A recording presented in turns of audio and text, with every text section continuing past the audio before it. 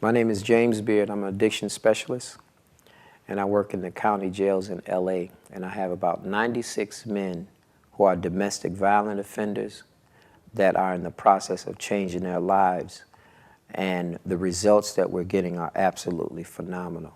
These men are going back to their families and understanding what a man really is and what violence is and how it's not really necessary.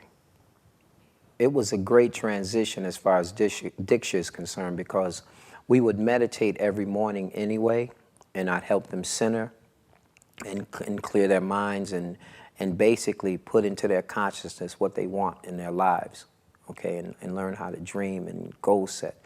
And so when I went to India, the changes that I experienced were profound. And so when I came back to the jail system, I began to give Diksha to my inmates, and then I really began to see how powerful it was.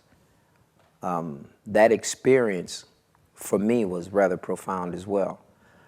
To give you an example of one of the situations, in the county jail system, it's racially motivated. Blacks, Hispanics, and whites, they don't sit together. They're not in the same cells together because they're basically warring with each other.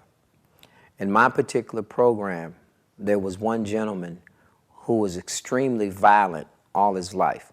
I mean, violent to the point of just violent with other men as well as women. And I would give Diksha once every 3 days.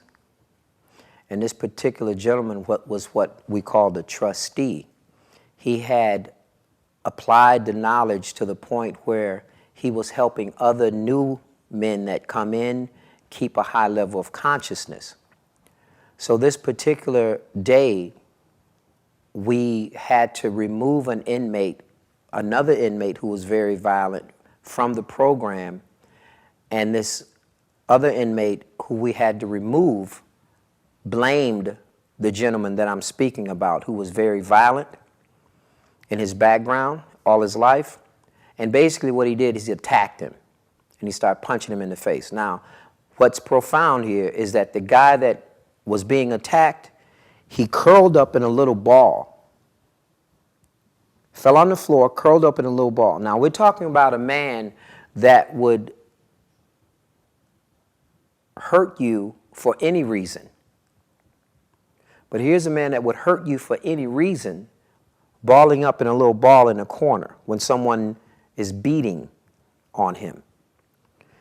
The deputies pulled him off, and he said to me, he said, "Mr. James," he said, "I applied the knowledge.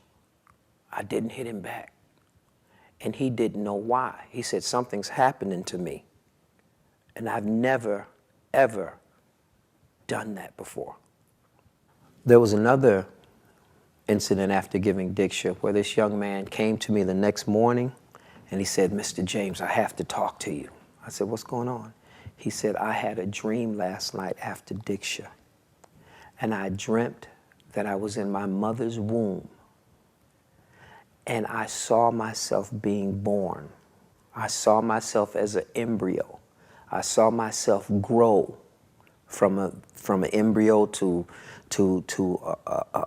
a larger baby, and then I felt myself being born.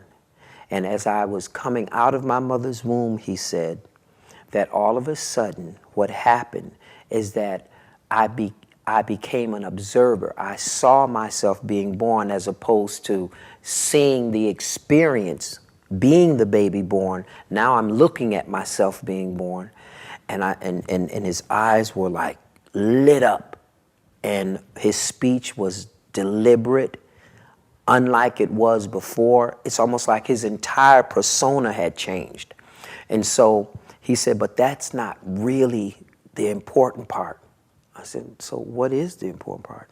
He said, "At the same time, my son was being born." I said, "Now that is heavy, very heavy." And after that, his personality in the class was different.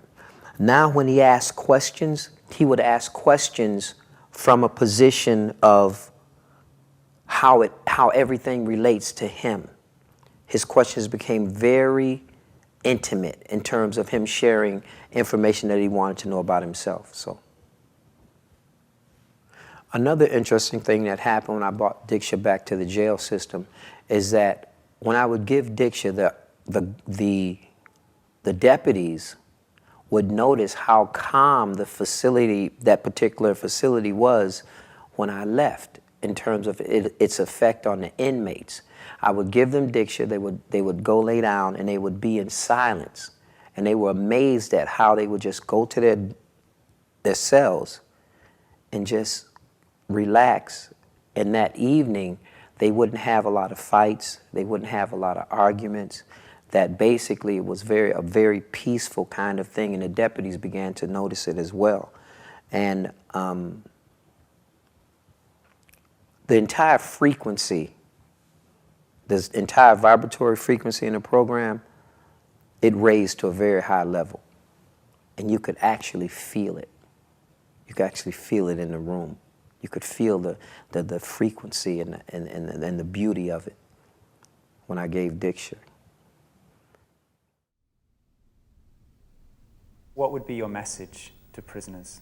My message is they should not feel guilty or bad about themselves, that they are victims of the social structure, and if they could take all this in, that the Diksha could come straight to them in prison. That somebody is giving them Diksha, or not straight from the film, they can get the Diksha and they could get transformed. दद्यादयानुपवनो द्रविणाम्बुधर अस्मिन् किञ्चन विहङ्गशिशौ विषण्णे दुष्कर्म घर्ममपनीय चिराय दूरम् Narayan प्रणयिनी नयनाम्बुवः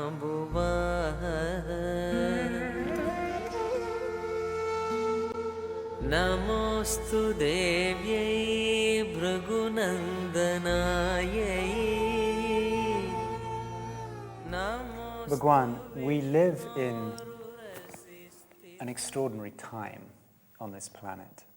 Certainly the popular view that most people have is that we are facing a crisis of immense proportions. We could talk about this at great length, but I'm sure you know what I'm speaking of. There's global warming. At the same time, we're running out of oil, on which everything is dependent. There is